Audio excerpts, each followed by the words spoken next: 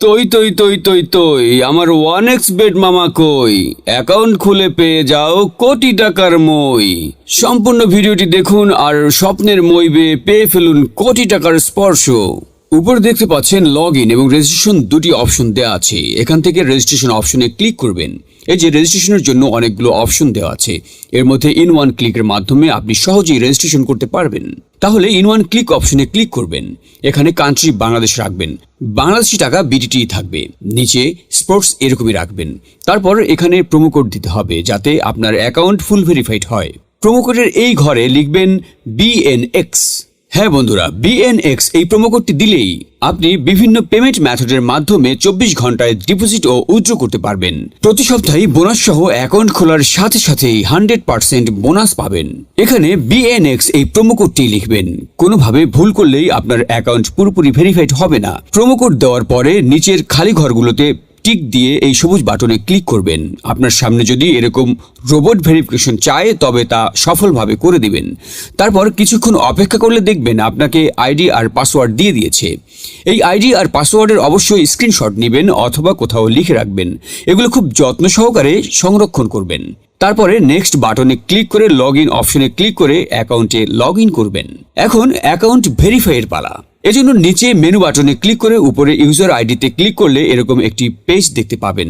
এখান থেকে জাতীয় পরিচয়পত্র ও মোবাইল নাম্বার ভেরিফাই করে নিতে হবে। এই যে দেখতে পাচ্ছেন ফোন নাম্বার লিঙ্কেই ক্লিক করবেন। তারপর আপনার ফোন নাম্বারটি এখানে বসাবেন। অবশ্য 0 ছাড়া বসাবেন, কারণ এখানে 0 দেওয়া আছে। আপনার যদি আগে 1xBet অ্যাকাউন্ট একই ফোন নাম্বার দিয়ে খুলে থাকেন তাহলে একই ফোন নাম্বার দিয়ে অ্যাকাউন্ট খুলতে পারবেন না।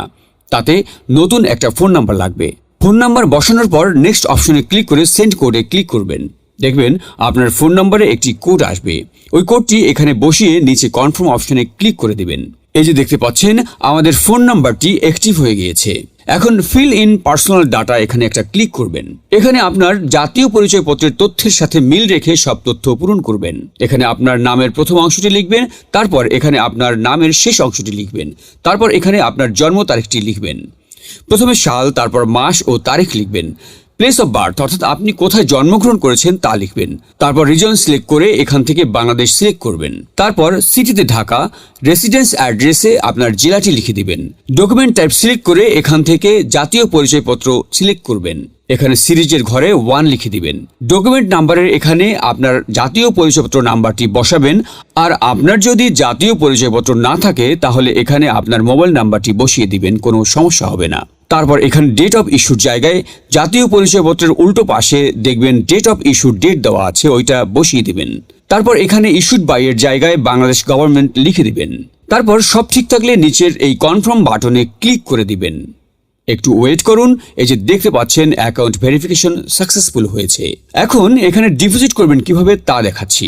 ডিপোজিট করার জন্য এই যে এখানে ডিপোজিট অপশনে একটা ক্লিক করবেন। তারপর আপনার সামনে এরকম একটা পেজ আসবে।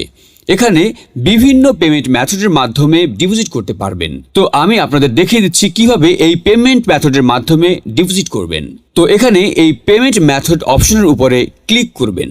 ক্লিক করার পরে প্রথমে এখানে দেখতে পাচ্ছেন মিনিমাম 500 টাকা ডিপোজিট করতে পারবেন। মানে এখানে সর্বনিম্ন 500 থেকে যত ক্যাশ আউট করা যায় তত টাকা ডিপোজিট করতে পারবেন। এখানে এই যে দেখতে পাচ্ছেন তারা একটি পেমেন্ট মেথড এজেন্ট নাম্বার দিয়ে রেখেছে। এই এজেন্ট নাম্বারেই আপনাকে ক্যাশ আউট করতে হবে। তো আমি এই নাম্বারটি কপি করে চলে যাব পেমেন্ট মেথডের ক্যাশ আউট অপশনে।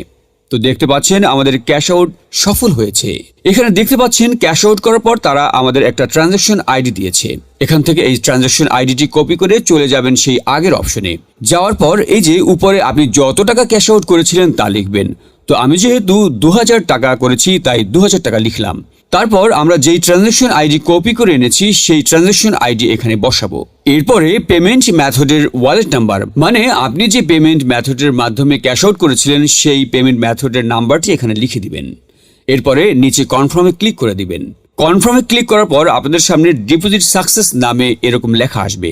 তার মানে আপনাদের ডিপোজিট রিকোয়েস্ট সফলভাবে তাদের কাছে চলে গিয়েছে।